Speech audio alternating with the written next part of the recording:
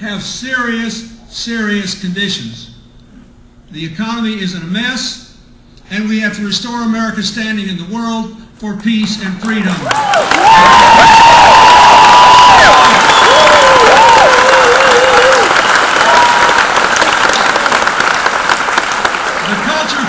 Our side, the conditions favor our side, and the candidates favor our side.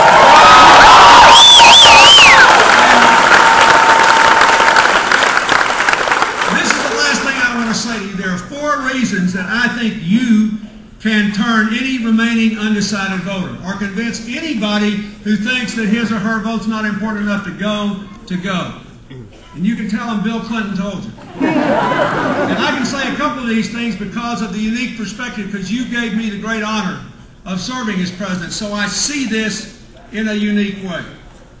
There are 4 reasons that Barack Obama should be elected tomorrow, and should be elected with an overwhelming mandate from new senators and new members of the House of Representatives. Reason number 1, he's got the right philosophy. He knows America grows from the ground up, not from the top down.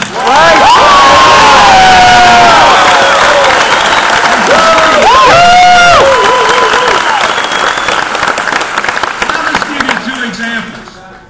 First, look at this fight that the 2 candidates have had recently in this last week or so, where the Republicans have said Senator Obama was a redistributionist. It made it sound like something you needed to go take a shower to get rid of. You know?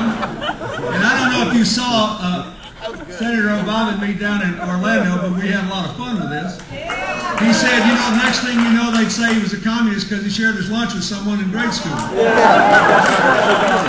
But let me just tell you this.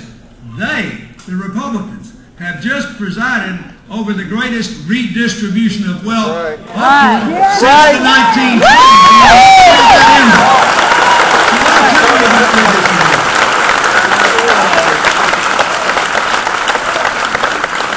When you let me serve in our second term, middle-class incomes and working people's incomes rose in percentage terms more than the wealthiest Americans.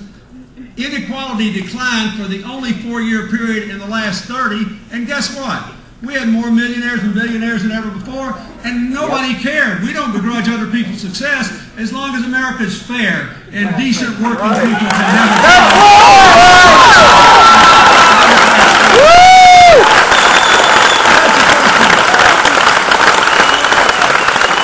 Point number 2, he's got better policies.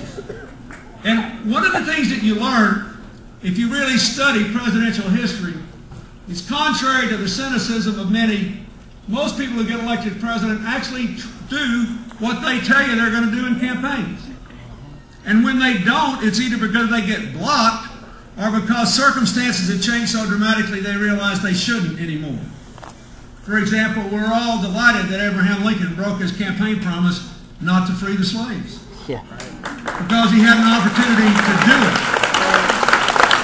We know that it's a good thing that President Roosevelt broke his campaign promise to try to balance the budget, because he couldn't, because there was so much deflation during the Depression, he had to put people to work instead.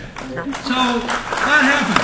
Otherwise, people keep their promises. You go back, you got to give President Bush this. If you go back to 2000, and you get beyond that brilliant campaign slogan, Compassionate Conservative, which was a wafty narcotic that got a lot of moderate voters to go with him. The slogan said, I'll give you what Bill Clinton did with a smaller government and a bigger tax cut, wouldn't you like that? Yeah. But if you looked at his specifics, he told us nearly everything he was going to do. It's just that people weren't paying attention. So I've been paying attention. I've paid attention to what Senator Obama has said. I've paid attention to what Senator McCain has said. I have read their economic plans. I have read their energy plans, their health care plans, their education plans. Barack Obama's plans for the economy, for middle-class Americans, on clean, independent energy future, generating millions of jobs from alternative energy, on education and opening doors of college to every single young American who will do community service, and on providing health care to Americans are better. They're better for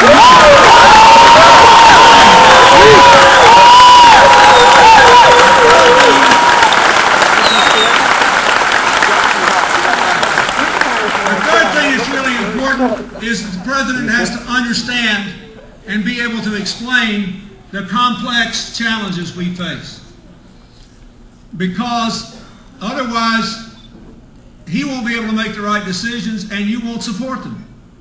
If you don't have the sense the president understands and can explain. Now, folks, most people don't know how close we came to a total financial meltdown a few weeks ago.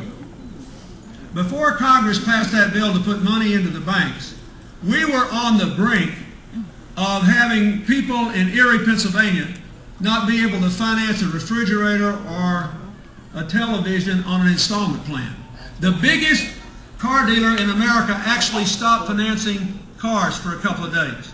I personally know small business people who never, not one quarter in the whole time they've been in business, lost money, but their loans were being called and nobody would make them a new loan to do business. One of our biggest consumer outlets took all of its bank accounts down to $100,000 because they were afraid they were going to lose money and paid 6% interest to borrow money for one day so they could open all their stores. Walmart had 1 week where the biggest increase in sales only occurred at one item, home safes. And not 1% of the people at Walmart have more than $100,000 in the bank, so all the money was safe, but they didn't think so, and they were taking money out of the bank, so that every time they took money out of the bank and shoved it into a closet, that shrunk the amount of money the bank could loan to help grow the economy.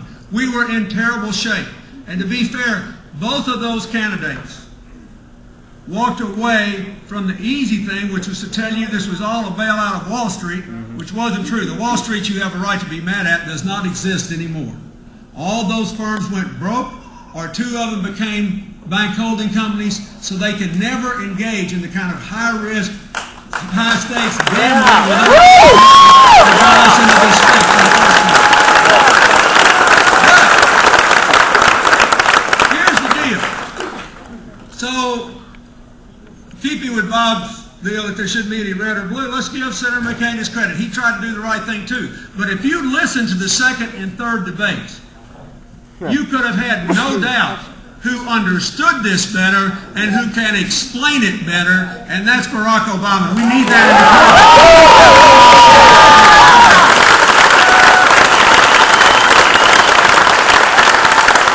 Okay, so better policies, better philosophy, better ability to understand and explain.